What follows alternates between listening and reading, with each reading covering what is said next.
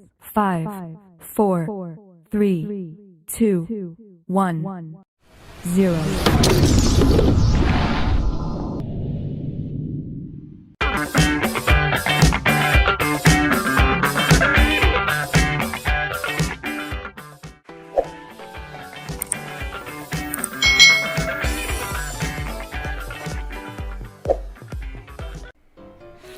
Hai, selamat datang di channel YouTube Kak Citra. Apa kabar nih adik-adik semuanya? Kak Citra berharap kalian dalam keadaan yang baik, sehat, dan siap untuk belajar ya. Hari ini kita akan belajar bersama-sama untuk mata pelajaran tematik kelas 4.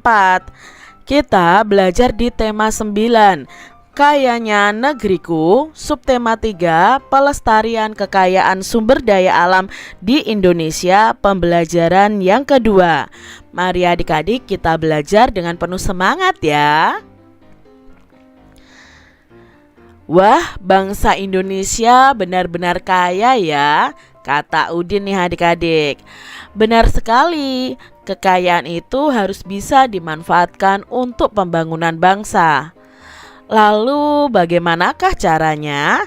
Caranya dengan mengembangkan sikap dan perilaku yang selaras dengan lingkungan. Jadi adik-adik, Indonesia itu kaya akan sumber daya alamnya, ya lingkungannya sangat asri, lingkungannya sangat indah, maka kita harus mengembangkan sikap dan perilaku yang selaras dengan lingkungan. Salah satu sumber daya alam yang juga menjadi sumber energi yang banyak tersedia di sekitar kita adalah air adik-adik. Nah, air menjadi sumber daya alam yang memiliki banyak manfaat bagi kehidupan manusia. Ketersediaan air bersih menjadi sangat penting untuk menunjang berbagai kegiatan manusia dalam kehidupan sehari-hari. Jadi adik-adik, air itu kegunaannya sangat banyak ya. Kita itu juga tidak bisa hidup tanpa air. Nah, di sini ada bacaan yang berjudul Hari Air Sedunia. Hari Air Sedunia ini diperingati setiap tanggal 22 Maret. Dengan adanya Hari Air Sedunia ini, kita itu diingatkan adik-adik bahwa persediaan air bersih semakin berkurang, padahal jumlah penduduknya semakin bertambah. Kebutuhan air ini perharinya per orang dapat digambarkan dalam piramida hierarki kebutuhan air berikut ini.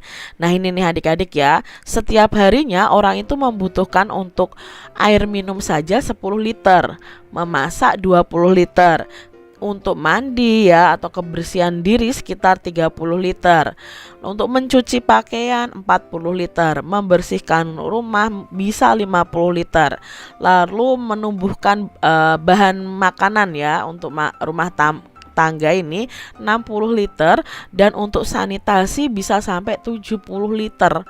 Bayangkan ini kebutuhan kita setiap harinya begitu banyaknya air ya. Bayangkan saja, setiap hari kita banyak sekali butuh airnya. Jadi kalau satu minggu, 1 bulan, 1 tahun, wah semakin banyak adik-adik.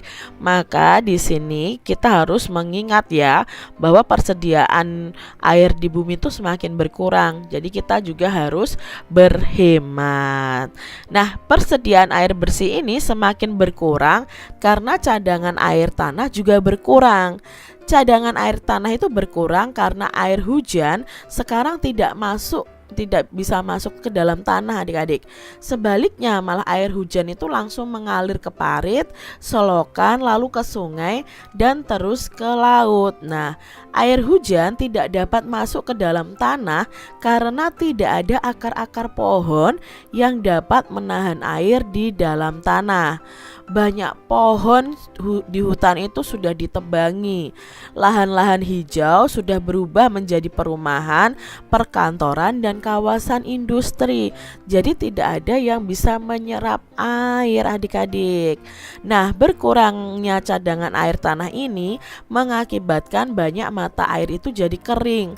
Sumur-sumur gali pun cepat kering di musim kemarau. Akibatnya penduduk di daerah pedesaan akan kesulitan kesulitan mendapatkan air bersih untuk keperluan sehari-hari. Hasil panen pun jauh berkurang karena tanaman pangannya kekeringan dan tidak bisa panen. Ada beberapa tindakan yang dapat kita lakukan adik-adik untuk ikut membantu mengurangi krisis air bersih. Nah, tindakan-tindakan yang dimaksud adalah sebagai berikut. Pertama, kita harus menghemat penggunaan penggunaan air. Lalu yang kedua, kita harus membuat lubang resapan atau nama lainnya biopori adik-adik.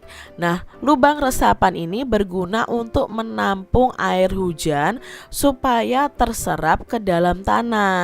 Yang ketiga, menanam pohon supaya akar-akar pohon itu dapat menahan air di dalam tanah.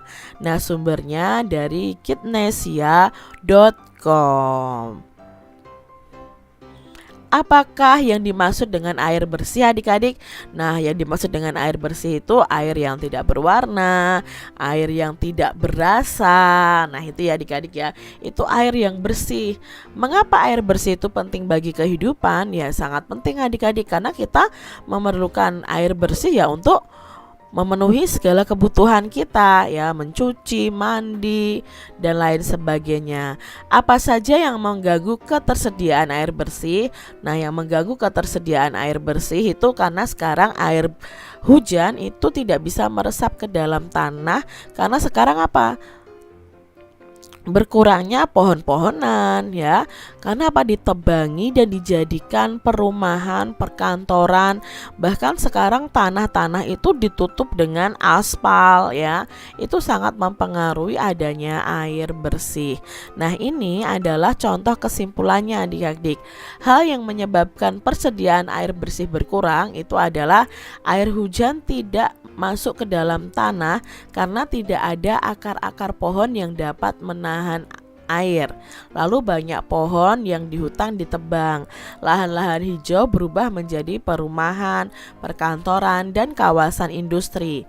Nah, akibat kekurangan air bersihnya apa? Akibatnya adalah kesulitan untuk mendapatkan air bersih untuk keperluan sehari-hari. Berikutnya, hasil panen pun jauh berkurang karena kekeringan dan tidak bisa panen. Nah, upaya yang bisa dilakukan untuk mengurangi krisis air adalah menghemat penggunaan air, lalu membuat lubang resapan dan menanam pohon. Nah, ini adik-adik kebutuhan air bersih per orangnya per hari ada 280 liter. Banyak sekali ya adik-adik ya. Memanfaatkan air merupakan hak setiap warga masyarakat. Namun, melestarikan ketersediaan air bersih juga menjadi kewajiban setiap warga masyarakat loh. Sekarang adik-adik bisa identifikasi hak dan kewajiban setiap warga masyarakat terhadap air bersih yang merupakan salah satu sumber daya alam. Nah, di sini ada hak dan kewajiban kita terhadap ketersediaan air. Kewajiban kita apa saja? 1. Mematikan air saat tidak dipakai. 2. Menggunakan air seperlunya saja adik-adik. 3. Tidak mencemari air dengan sampah dan bahan-bahan berbahaya. Yang keempat, merawat lingkungan yang menjadi tempat ketersediaan air. Lalu yang kelima, kewajiban kita adalah membayar tagihan penggunaan air jika menggunakan layanan penyedia air bersih. Itu yang harus kita lakukan atau disebut dengan kewajiban. Hak kita apa terhadap ketersediaan air? Nah, kalau kita sudah memenuhi kewajiban kita, maka hak kita adalah 1. Terpenuhinya kebutuhan air bersih untuk kebutuhan sehari-hari. Yang kedua, bisa mendapatkan air bersih dengan harga terjangkau. Yang ketiga, mendapatkan air bersih yang bebas dari pencemaran air. Yang keempat, mendapatkan air bersih dari penyedia layanan air bersih dan mendapatkan air bersih meski tidak mampu membayar. Ini hak kita adik-adik. Menghemat penggunaan air bersih merupakan contoh perilaku yang menunjukkan rasa cinta terhadap lingkungan. Nah, perwujudan rasa cinta lingkungan dapat dilakukan dengan banyak cara, seperti pada lagu berikut ini. Nah, ini ada lagu Aku Cinta Lingkungan ya, ciptaan Kak Uli Siregar Rusadi. Adik-adik bisa mencari lagunya melalui channel YouTube ya. Demikian tadi adik-adik pembahasan kita di tema 9, subtema 3 pembelajaran yang kedua. Semoga video pembelajaran ini bermanfaat ya untuk adik-adik semuanya. Dan sampai jumpa lagi di video pembelajaran Kak Citra selanjutnya. Tuhan memberkati. Jangan lupa tekan tombol subscribe, lalu tekan loncengnya, tekan juga tombol like, lalu share ke media sosial kalian. Jangan lupa untuk ikuti media sosial Kak Citra. Terima kasih.